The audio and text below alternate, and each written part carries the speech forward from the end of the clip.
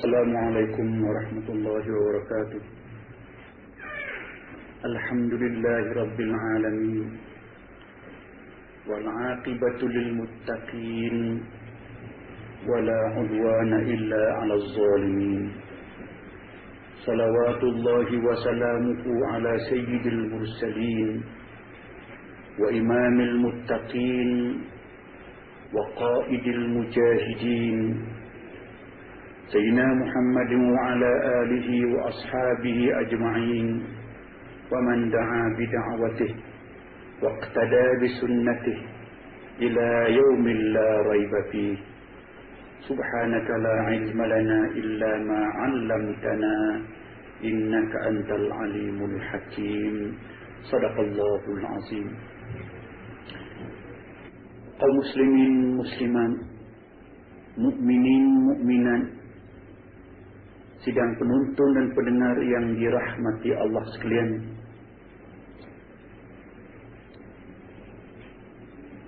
Lalu banyak rahsia yang Allah Subhanahu wa ta'ala paparkan dalam skrin hidup ini.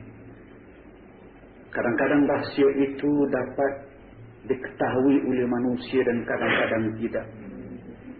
Dan masih terlalu banyak daripada kejadian Allah Subhanahu wa ta'ala dalam alam ini yang insan masih mencari-cari apakah bendanya. Salah satu daripada perkara-perkara aneh yang Allah Subhanahu wa ta'ala ciptakan dalam hidup ini, yang semua orang boleh merasanya, tapi tak tahu apa hakikatnya dan apa tafsirannya. Sesuatu yang kita panggilkan dengan mimpi, dream, kadang-kadang kita panggil merepek dan sebagainya. Mimpi ini memerlukan kepada suatu tafsiran yang boleh kita pahami sedikit sebanyak mengapa kita bermimpi, dan apakah mimpi itu boleh kita percaya, boleh pegangkah dengan mimpi kita, dan apakah tidak boleh pegang pula dengan mimpi itu, dan apakah semua mimpi tidak betul. Dan mimpi pula ada mimpi para awliya, mimpi para anbiya, mimpi para rasul, mimpi orang mukmin, mimpi orang kafir, mimpi kanak-kanak dan sebagainya. Dan di sekitar mimpi inilah kita rakaman ini akan menghidangkan kepada tuan-tuan puan-puan sekalian suatu tafsiran dalam penjelajahan dalam alam mimpi, sehinggalah kalau Allah Subhanahu wa ta'ala mengizinkan, saya akan menceritakan sampai ke peringkat mimpi menemui Rasulullah sallallahu alaihi wasallam. Dan kalau Allah izinkan, saya akan menceritakan dalam ruang waktu ini pada akhirnya pengalaman saya sebagai insan yang amat kerdil,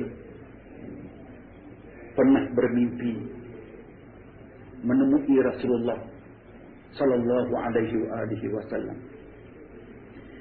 Dan sebelum ke peringkat itulah, saya ingin menjelaskan dulu bahawasanya mimpi ini suatu hakikat nyata yang tidak ada insan, saya rasa sahaja, tidak ada insan dalam hidup ini yang tidak pernah bermimpi sekalipun.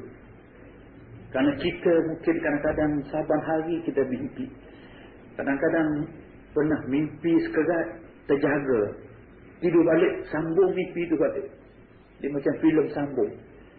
Dan kadang-kadang mimpi tengah-tengah syok, mimpi jaga, sengaja nak pergi tidur balik, nak minta sambung mimpi yang syahdu itu, tapi tak datang dia, tak tahu apa jadi, filem rosak balik sebagainya. Tuan-tuan puan-puan sekalian, mari kita lihat dulu mengatakan bahawasanya mimpi ini ada beberapa hakikat yang benar dan ada beberapa hakikat yang tidak benar. Saya bawa dulu sebagai contoh bahawasanya mimpi ini berlaku bukan pada kita hari ini. Sejak zaman dahulu memang pernah berlaku dalam mimpi. Dan kalau kita ambil sebagai Muslim, sebagai mukmin, Quran sebagai suatu petunjuk kepada kita bagi memahami masalah mimpi ini. Kita misalnya pernah berjumpa selalu dengan cerita Nabi Allah Ibrahim alaihissalam. Ini yang terkandung dalam mimpi para anbiya, kita ceritakan. Bahawa dalam suatu peristiwa dalam hidup Nabi Allah Ibrahim alaihissalam dan anaknya Ismail, Al-Quran Karim merakamkan suatu cerita mimpi yang ada makna yang dapat saya terangkan nanti. Quran kata, "Falamma balagha ma'ahu as-sa'y, qala ya bunayya inni ara fil manami anni azbahuka fanzur madza tara." Qala ya abati if'al ma tu'mar satajiduni insya'allahu minas sabirin. Falamma aslama wa tallahu lil jabin wa nadainahu an ya Ibrahim qad saddaqta ar-ru'ya inna kadzalika najzil muhsinin. Inna hadza lahuwal bala'ul mubin wa fadainahu bidhibhin azim. Surah As-Saffat. Mafhum ini. Dan setelah Nabi Allah Ismail itu sampai suatu peringkat umur yang telah boleh berusaha, bekerja bersama-sama bapaknya Ibrahim, tiba-tiba suatu malam Ibrahim telah bermimpi. Dan mimpinya itu diceritakan kepada anaknya dengan katanya, "Ya bunai, wahai anakku, inni ara fil manam, saya telah bermimpi dalam tidur. Inni adbahuka, saya menyembelihkan kamu." Anni adbahuka itu bermaksud saya bermimpi bahawa saya telah menyembelihkan kamu. Fanzur madza tara, wahai anakku, kata Ibrahim, apa pendapatmu? Jawab Nabi Ismail, wahai bapaku, laksanakanlah apa yang telah kamu diperintah dalam mimpi itu. InsyaAllah kamu akan dapati saya ini termasuk dalam golongan orang yang sabar untuk menunaikan perintah Allah itu. Bagi maksud, meskipun saya hendak disembelihkan oleh kamu wahai bapa atas perintah mimpi itu, saya akan tunduk dan taat. Ini suatu daripada cerita mimpi yang Allah Subhanahu wa ta'ala rakamkan kepada kita melalui cerita yang berlaku zaman Nabi Allah Ibrahim bermimpi sahaja menyembelihkan anaknya. Yang rupanya mimpi para anbiya ini, mimpi para anbiya, suatu hakikat yang tidak boleh ditolak. Bukan saja bapa itu memahami bahawa itu suatu mimpi dan ada perintah Allah dalamnya. Jadi gambarkan falamma balagha ma'ahu as-sa', baru masuk umur balik begitu, yang boleh berusaha bersama-sama dengan bapa ini. Anak ini tanpa ragu dan tanpa ada dolak-dalik terus mengatakan, "Ya abati fa'al ma tu'mar." Wahai bapakku, kamu laksanakanlah sahaja apa yang kamu mimpi itu. Sembelih-sembelihlah. Dan itu perintah Allah Ta'ala. Rupanya sampai ke peringkat falamma aslama wa tallahu lil jabin Jadi kedua-dua orang ini, Nabi Ibrahim alaihissalam, Nabi Ismail alaihissalam, dua-dua menyerah diri kepada Allah Subhanahu wa taala, nak melaksanakan perintah Allah dalam bentuk mimpi tadi.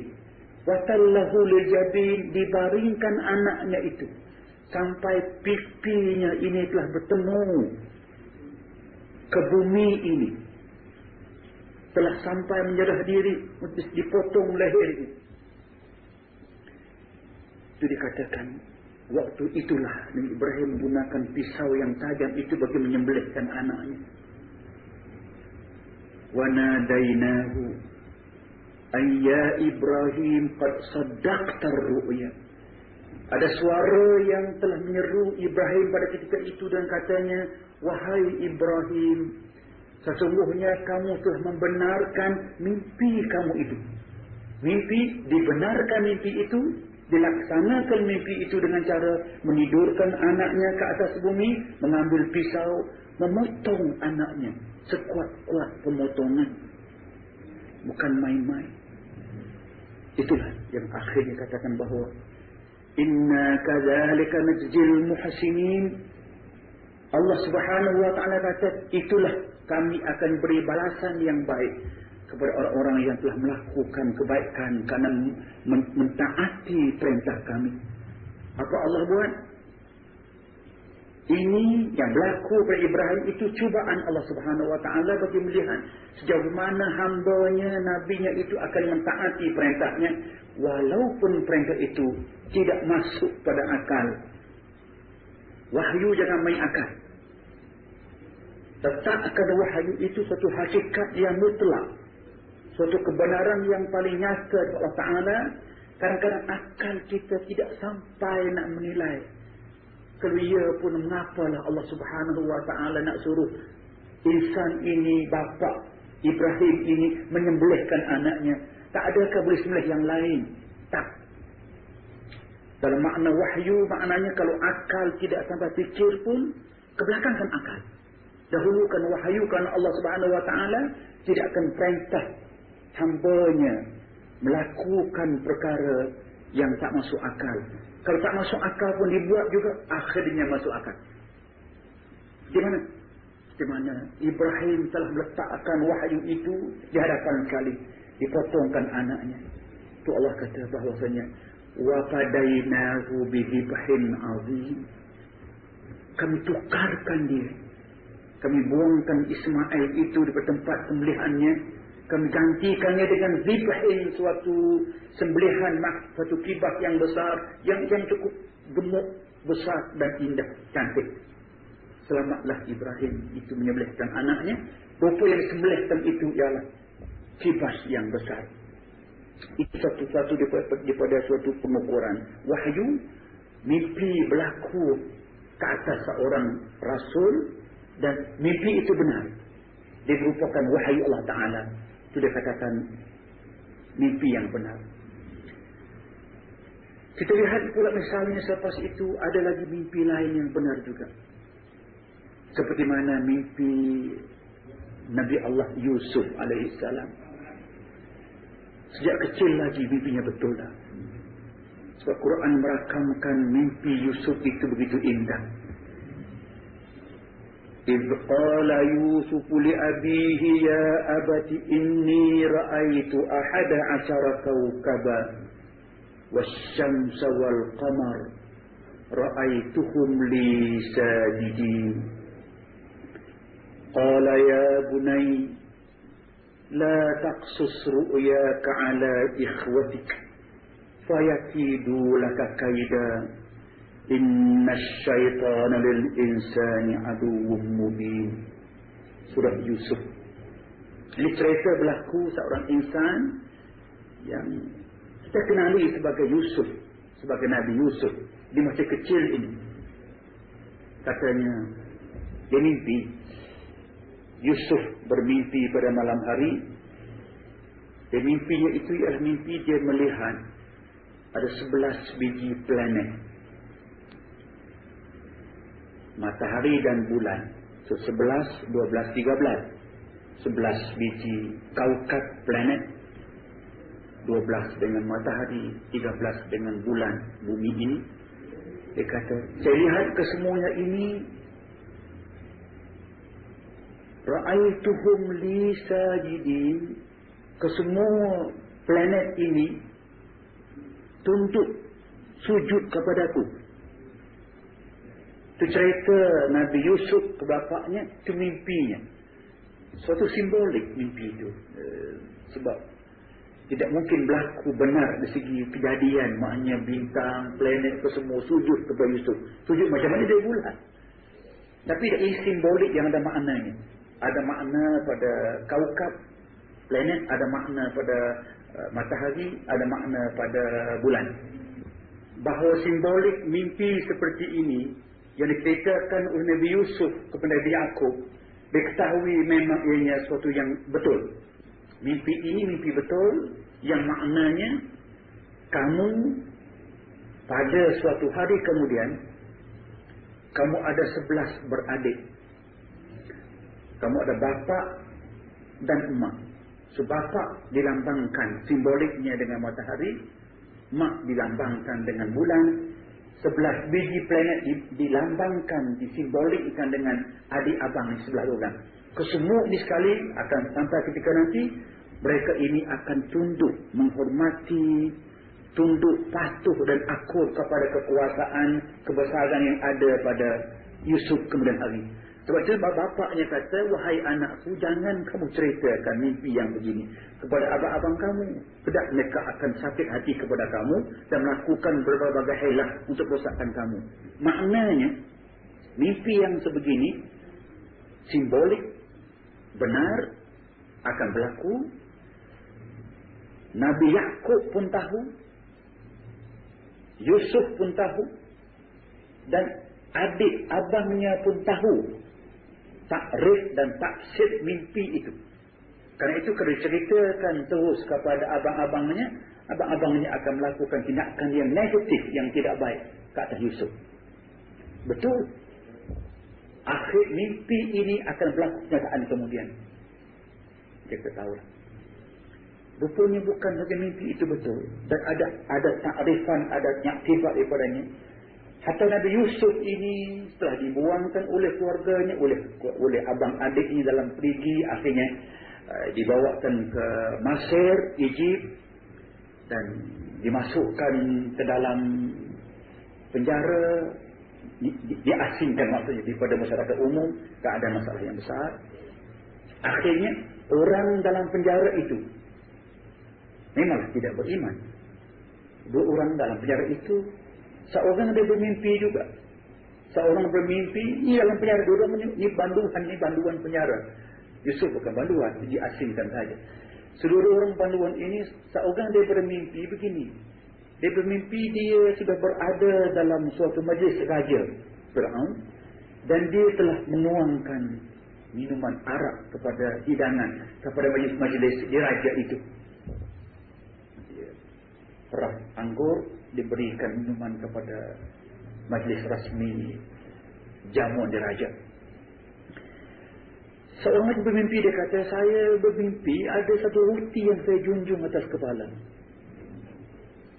Tiba-tiba datang seekor burung yang menyambat roti itu dan hilang.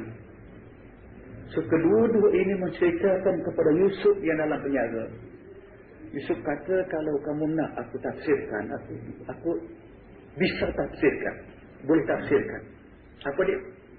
Dia kata, kamu yang bermimpi menuang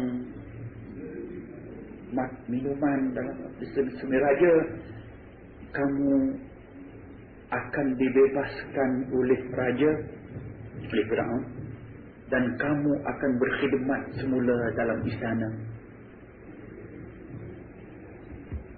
Bila? Tunggulah sekejap, beberapa hari kemudian. Adapun kamu yang kedua, dia kata, mimpi itu kalau kamu nak aku tafsir, jika tak nak apa. Tapi orang terdesak nak ditafsirkan juga, maka tafsirnya kamu akan dipotong kepala. Roti itu menggambarkan kepala, burung terbang. Jadi Meskipun mimpi itu macam orang tu, macam kita lah, kita mimpi ada orang tafsirkan, kadang percaya, kadang tidak, pikiran. Forget it. Rupa-rupanya, tidak beberapa hari kemudian, sungguh berlaku. Orang yang mimpi yang ditafsirkan, dibebaskan dan bekerja. Cuma Yusuf pesan kepada orang itu ketika itu, nanti bila sampai masa kamu dah balik kepada raja, berkhidmat kepada raja, ceritalah kepada raja, aku dalam penjara ini dipenjarakan dalam keadaan aku tidak bersalah. Dia bebas, lupa dia pada Yusuf. Sampai bertahun-tahun pula kawan tu. Ni Kisnaya betul-betul. Tapi tak apalah. Yang kedua tadi, betul. Dihukum bunuh. Artinya, bukan saja mimpi pada Rasul itu betul. Kadang mimpi pada orang biasa pun betul. Ada tafsiran dan betul. Ada petanda Allah Ta'ala nak beritahu kepada manusia. Akhirnya betul. Saya nak satu ditambahkan fakta. Bukan saja mimpi pada orang itu betul. Kadang-kadang macam kisah yang tadi juga.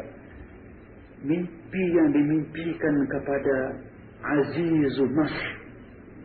Kita katakan Raja Masr lah ketika itu. Yang ada bersama-sama dengan zaman Yusuf itu. Apa Raja mimpi? Raja mimpi pada malam hari ganjil tapi simbolik. Dia mimpi dia nampak 7 ekor sapi, 7 ekor lembu lah katakan itu ataupun kerbau yang gemuk-gemuk. Lepas tu dia nampak pula 7 ekor pula sapi ke kerbau ke gitu katakan begitu. Semua dia kurus-kurus, berding-berding saja. Boleh buat sup aja, tak lihat apa dah. Lepas tu dia lihat pula ada 7 tangkai gandum yang cukup subur. 7 tangkai pula yang cukup kering. Fir'aun mimpi dia macam jelas mimpinya. Ini Fir'aun ni ataupun dengan perkataan Raja Masr lah. Azizul Masr dipanggil. Azizul Masr, pemerintah Masr. Dia kumpul ke semua ahli nujum, ahli-ahli pandai temberang ni, ahli-ahli yang pandai cong, pasal mimpi dan sebagainya, gedebuk ini. Tidak seorang pun yang tahu nak tafsirkan apa makna mimpi itu. Sehinggalah terdengar kepada kawan Nabi Yusuf dalam penjara yang dibebaskan, yang telahannya betul, tafsirnya betul, yang bekerja sekarang dalam istana.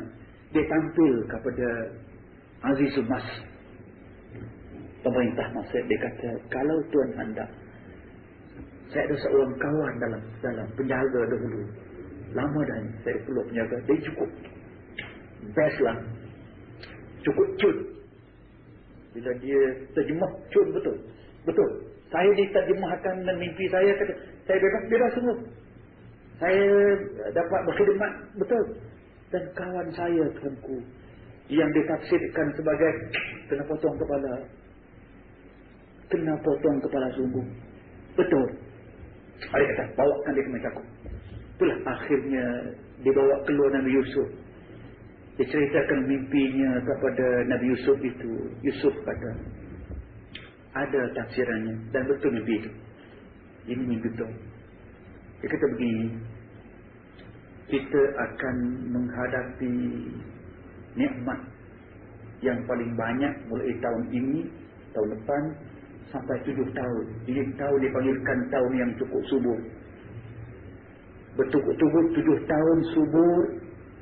Maka dikata gunakanlah 7 tahun ini untuk kita menanam, menghasilkan tanaman, menghasilkan produktiviti, hasil tanaman yang baik, simpan sebaik-baiknya. Kenapa? Selepas 7 tahun ini subur akan ditukarkan kepada 7 tahun pula. Bumi Mesir ini dan seluruh kawasannya akan berada dalam keadaan kering kuncang, tanaman kesemua tak jadi. Kalau kita jaga yang 7 tahun subur ini, kita simpan, kita store, boleh kita hidup 7 tahun kemudian pula dengan tak tanam apa pun tak apa. Jadi yakinlah Azizul Masr, pemerintah Mesir, dengan tafsir mimpi itu lalu digunakan 7 tahun bagi menanam tanaman yang cukup-cukupnya, disimpan. Pada waktu itulah betul. Lalu Yusuf sendiri pun diangkat sebagai seorang menteri pemakanan mungkin, atau menteri apa, bekerja di masa itu. Itu maknanya mimpi yang betul, yang berlaku sama ada kepada yang dipanggilkan orang biasa, banduan pun betul. Dan raja semacam masih tetap Islam pada ketika itu pun betul juga. Saya nak angkatkan terus, tentulah kalau mimpi yang diberikan, yang dilakukan ke atas junjungan besar kita Muhammad sallallahu alaihi wasallam, kalau apa sahaja yang baginda bermimpi, memanglah mimpi itu betul. Yang diantaranya Rasulullah sallallahu alaihi wasallam ketika berada di Madinah telah berhijrah ke sana. Satu ketika Rasulullah sallallahu alaihi wasallam telah bermimpi bahawa baginda telah dapat balik semula ke Makkah, boleh masuk semula ke Masjidil Haram dalam keadaan aman damai. Padahal waktu itu corong akalnya, kalau balik semula ke Mekah, pegang pasti berlaku.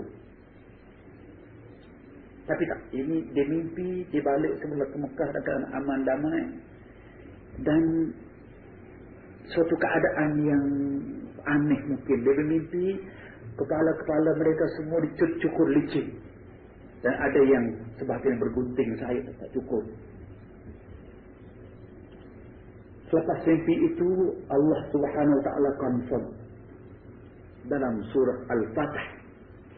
Dia kata, laqad sadaqallahu rasulahu ar-ru'ya bil haqq latadkhulunna al-masjid al-haram insya'allah aminina muhalliqina ru'usakum wa muqassirin la takhafun.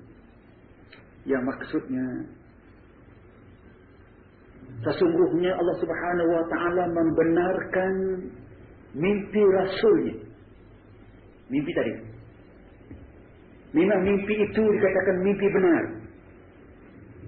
Baginda dan orang Islam akan boleh balik semula ke Makkah, boleh masuk semula ke Masjid Haram dalam keadaan separuh mereka bergunting rambut, separuh lagi, sebahagian lagi bercukur terus, dalam keadaan mereka itu amini, aman.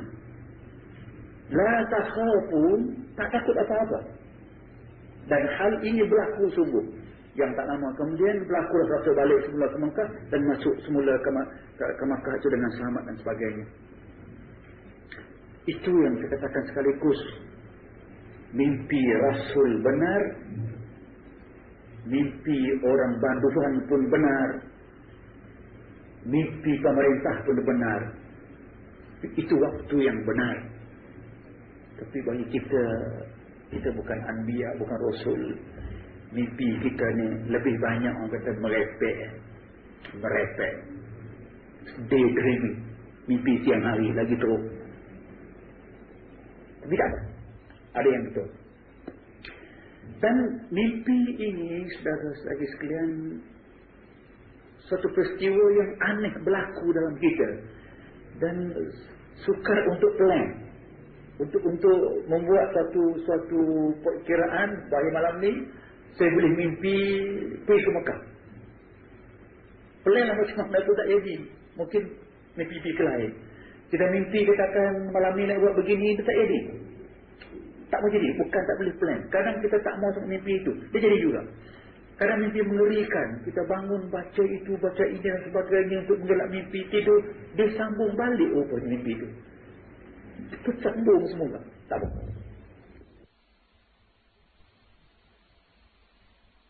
Sambung semula. Tak apa. Rupanya mimpi ini bukan kesemua Allah rakamkan kepada kita.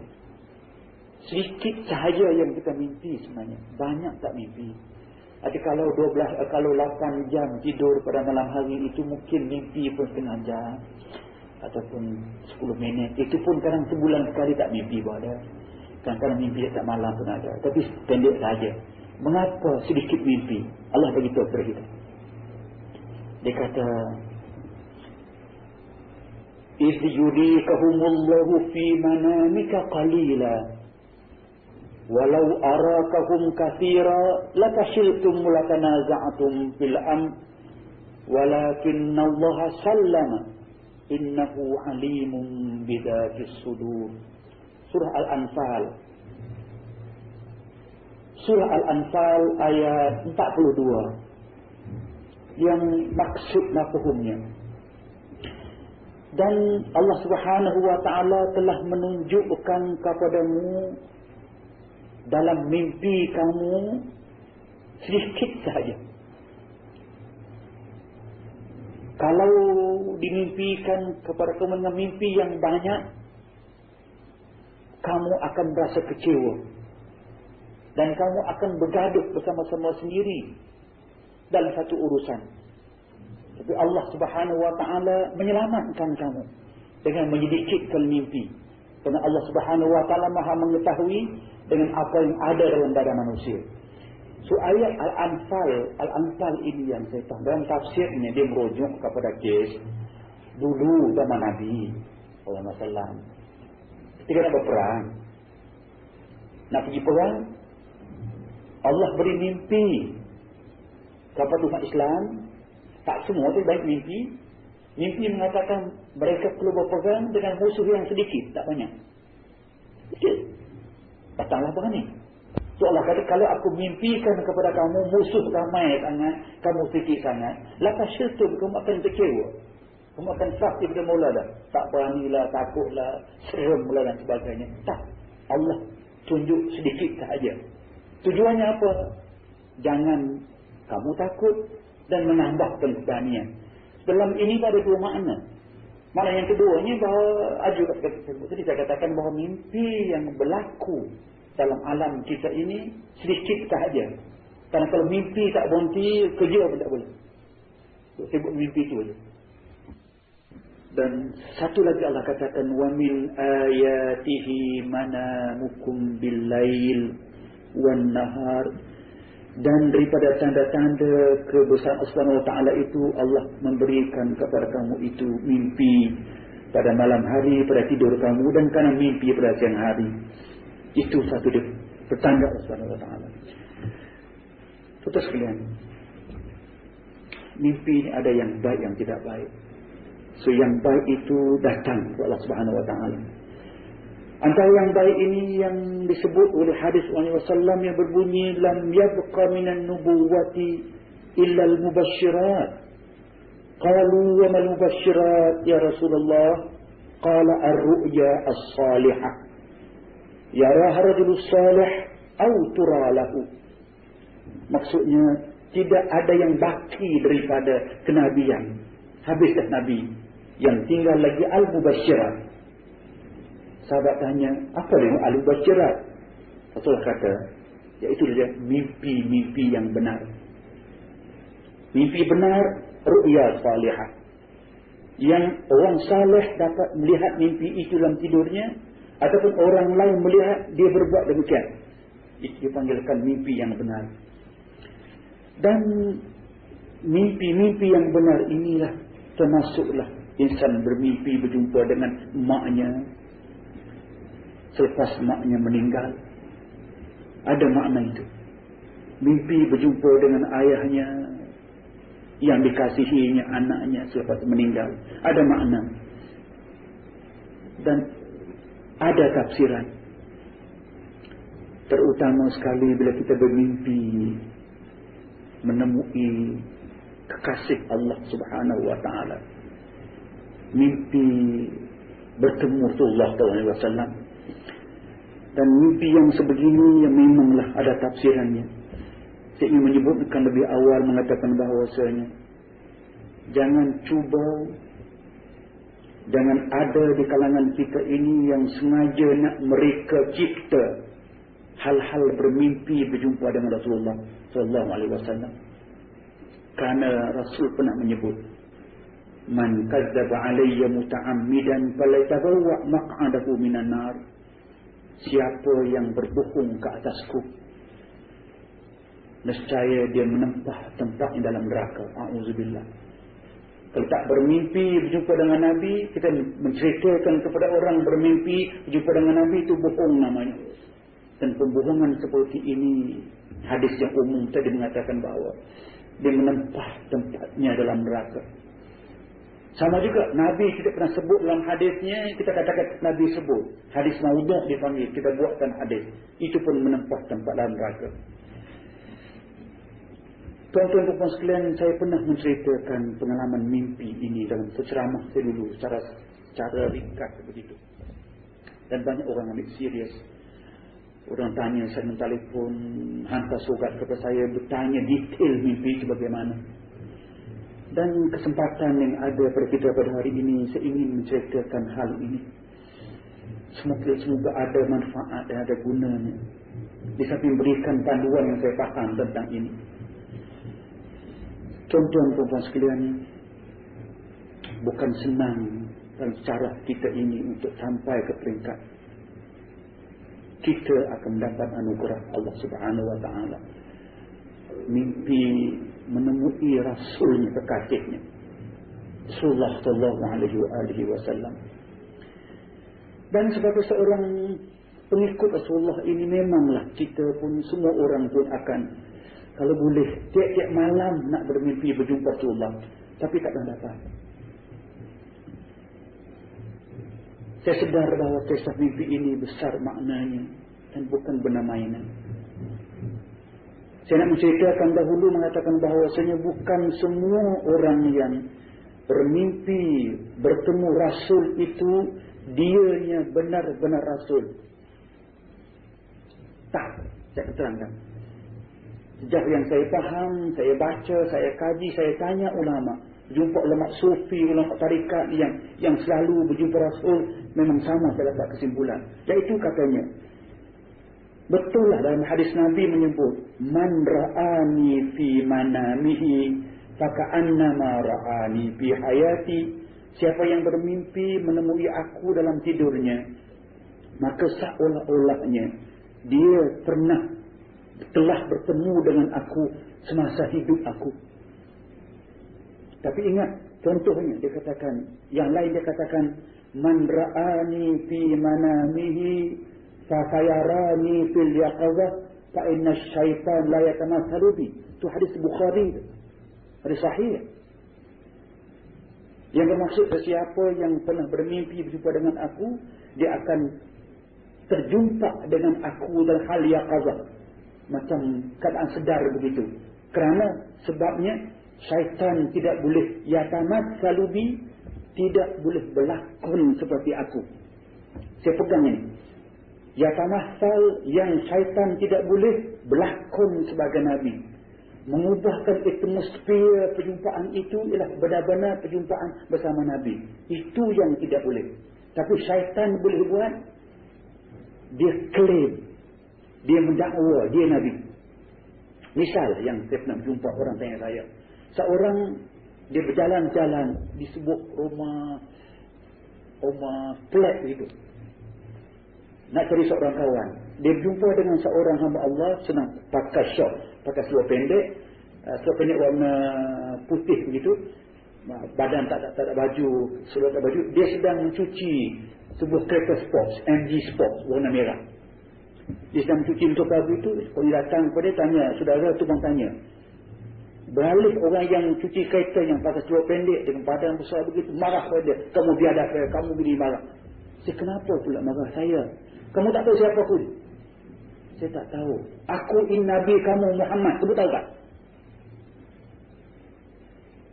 Nabi pakai seluar pendek, cuci kereta MG Sports warna merah, baju tak pakai, marah dekat orang, akhlak tidak mulia. Nabi songkok tak ada, apa tak ada, macam cowboy. Itu atmosfer itu, dia bukan Nabi, dia mengaku sahaja, dia klaim saja, dia katakan aku Nabi, tapi bukan dia berlakon sebagai Nabi. Nabi apa? Seluar pendek pakai MG Sports. Okey, yang kedua, ni yang sampai kepada saya.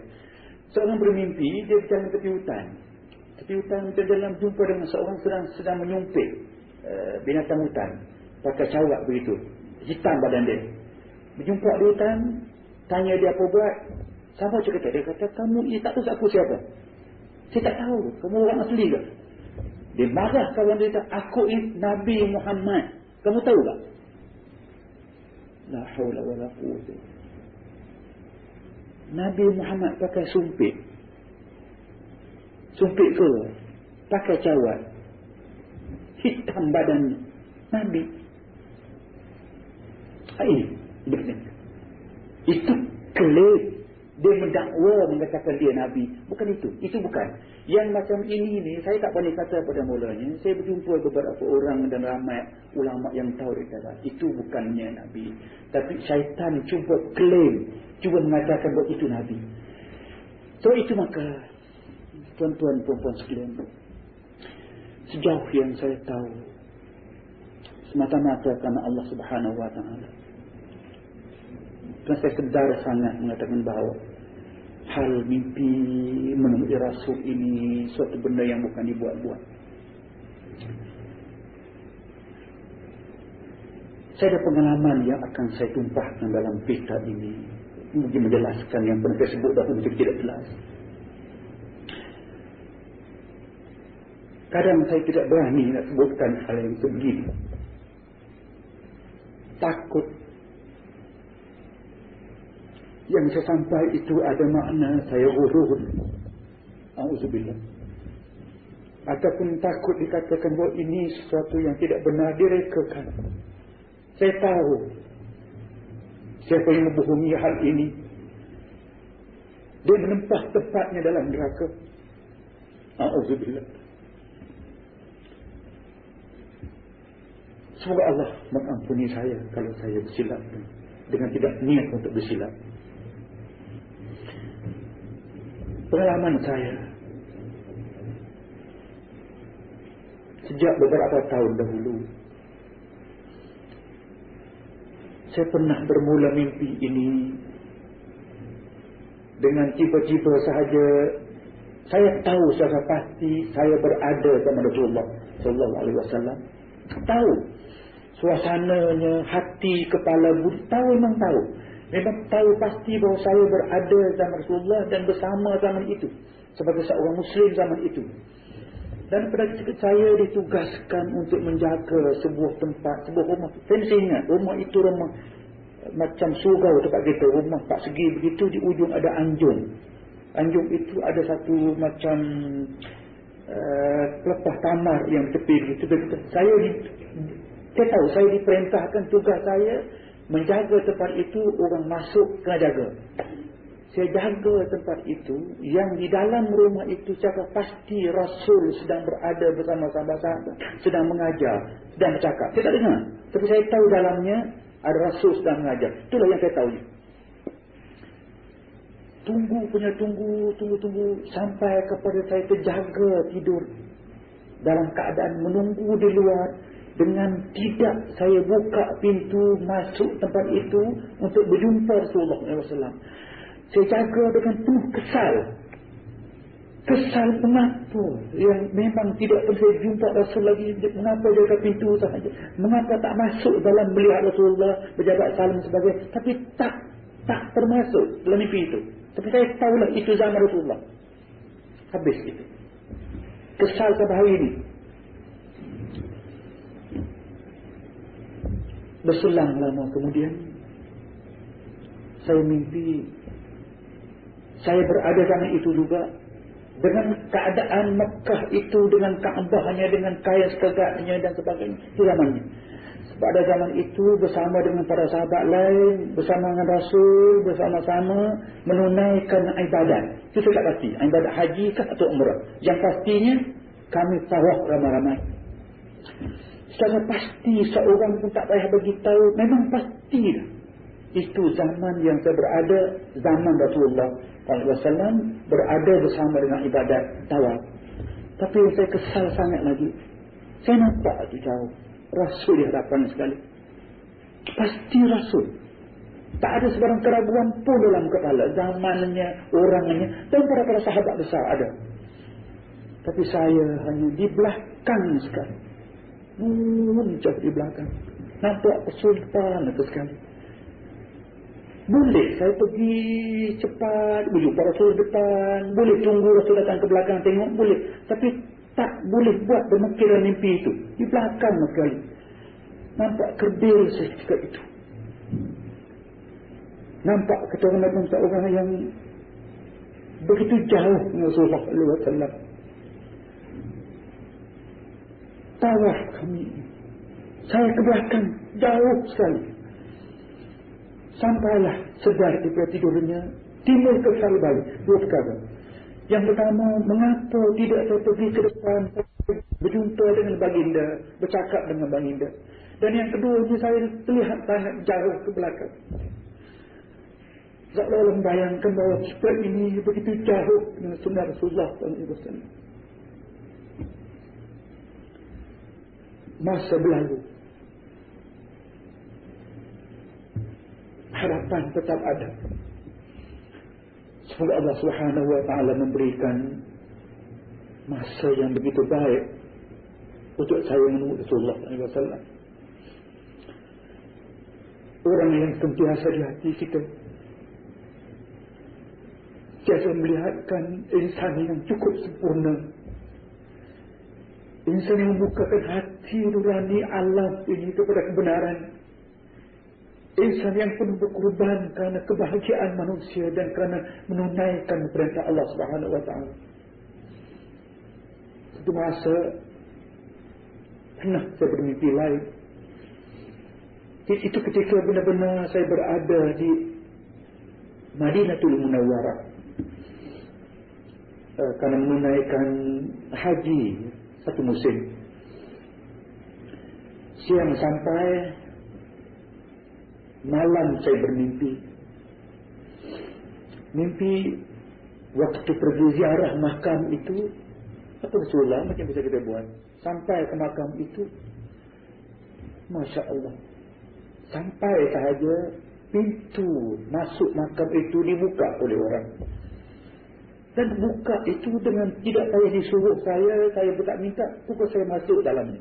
Orang itu pun tidak kata apa-apa, saya pun tak kata apa-apa, orang lain semua tak boleh masuk. Saya seorang masuk dalam makam itu, masuk sampai depan makam Rasulullah, dan pintu sebelah sana terbuka pula. Terus saya sekejap berhenti dan keluar, saya di atas. Dan habislah mimpi. Terjaga saya. Itu saja yang dapat saya gambarkan, bukan Rasulullah SAW. Tibalah saat yang saya nak ceritakan yang paling akhir ini. Tanpa ada suatu peringatan yang lebih awal pada ketika itu, tanpa ada suatu amalan khusus pada ketika itu, tiba-tiba saya bermimpi ketika itu, pada saat itu. Mimpinya ada sebuah kemah yang dibuat empat segi, tiang dua begitu dan atap yang empat segi macam kotak begitu. Kainnya kain hijau pekat kain, dan pintu masuknya ada macam satu separuh kain tabir. Dia menghala ke dalam begitu, dan ada orang dalam itu ramai. Di luar kemah itu paling ramai orang. Dan saya tahu, mengatakan tanpa orang beritahu, tanpa ada orang yang beritahu saya, dan tanpa orang beritahu yang di luar itu, kesemua kami yang di luar itu sedang menunggu Rasulullah sallallahu alaihi wasallam akan keluar daripada kemah itu. Dan itulah suatu rahmat yang saya tunggu selama ini.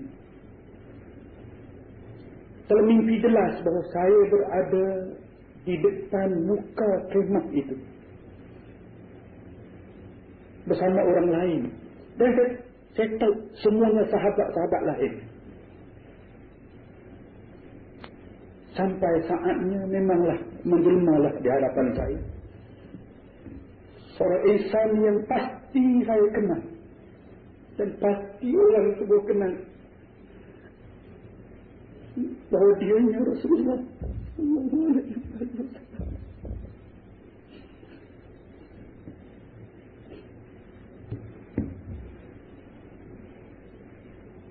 Suka saya nak menggambarkan saat yang seperti ini, saat yang tak mungkin saya lupa selama-lamanya. Dan pilu hati,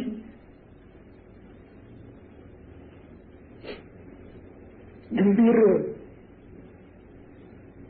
syukur kepada Allah Subhanahu wa taala yang dari hati 100%.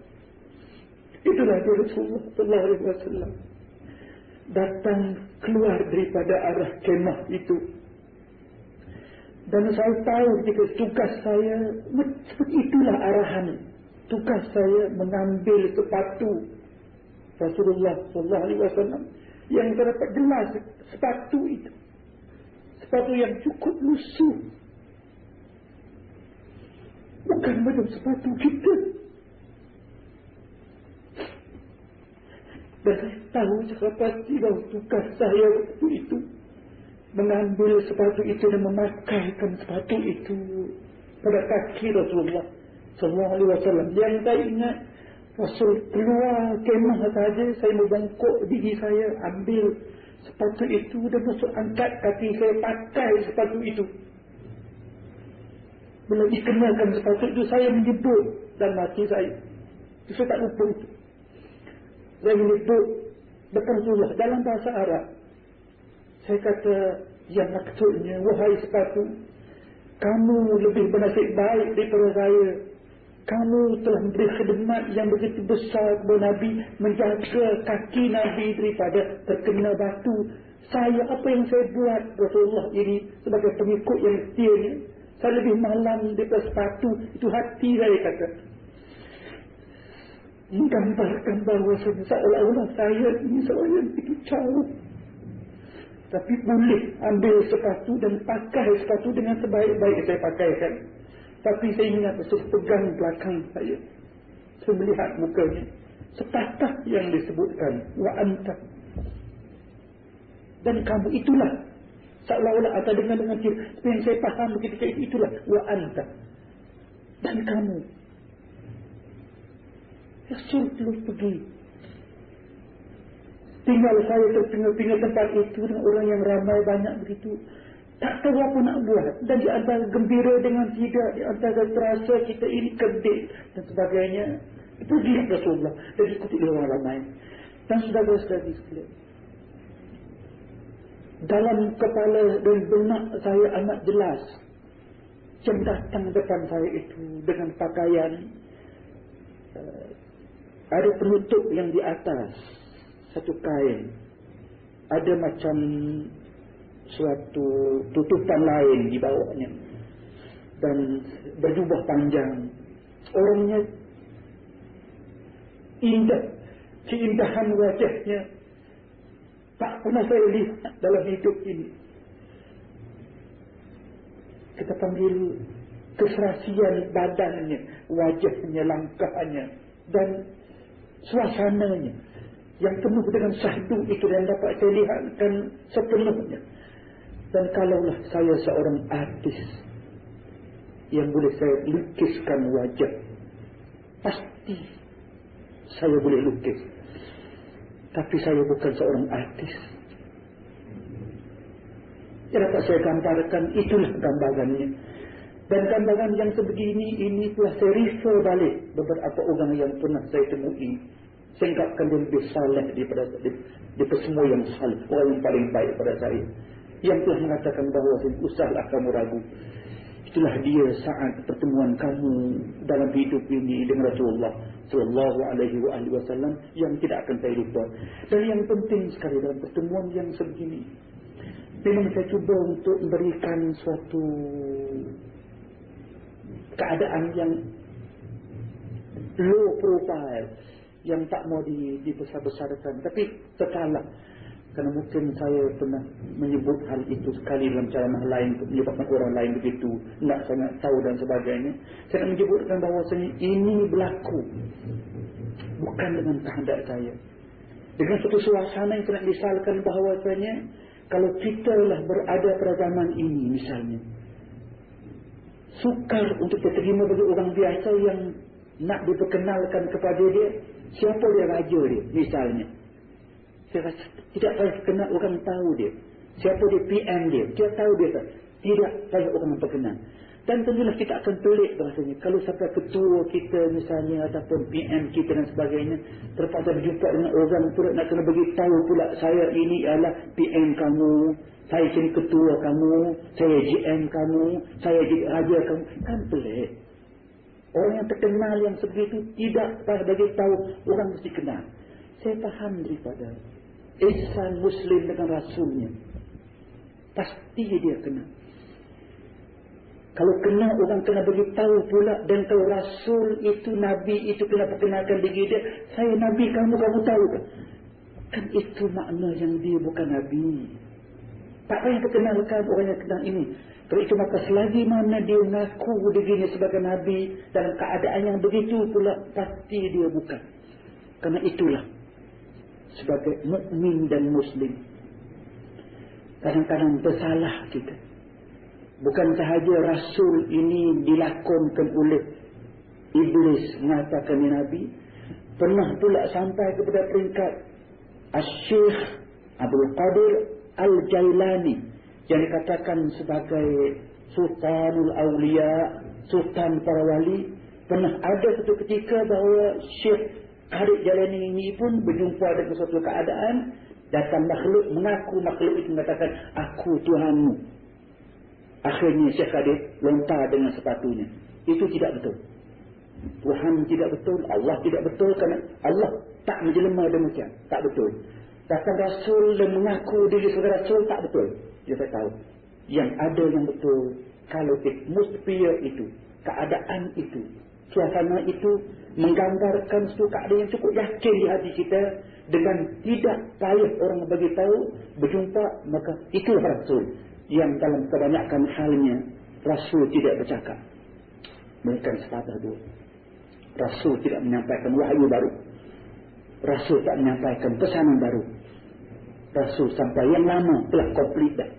Kalau ada ajaran baru pula sampai kepada kita selain daripada Quran, selain daripada sunnah, maka maknanya Rasul tak habis tugas dia. Dia kena bagi baru pula. Demikianlah suatu curitan hati yang saya curahkan dalam pita ini. Semoga dapat dimanfaatkan kebaikannya itu oleh sekalian muslimat. Semoga Allah Subhanahu wa taala mengampuni kesalahan saya jika ada, mengampuni saya jika saya lakukan dengan sengaja. Dan semoga Allah Subhanahu wa taala memberkati kita, memberi peluang lagi kepada saya, kepada anda yang dengar pita ini. Semoga Allah Subhanahu wa taala menganugerahkan kepada kita sekalian peluang untuk menemui Rasulullah sallallahu alaihi wasallam. Demikianlah saudara sekalian, aqulu qawli hadha wa astaghfirullahal azim li wa lakum. Wassalamu alaikum warahmatullahi wabarakatuh.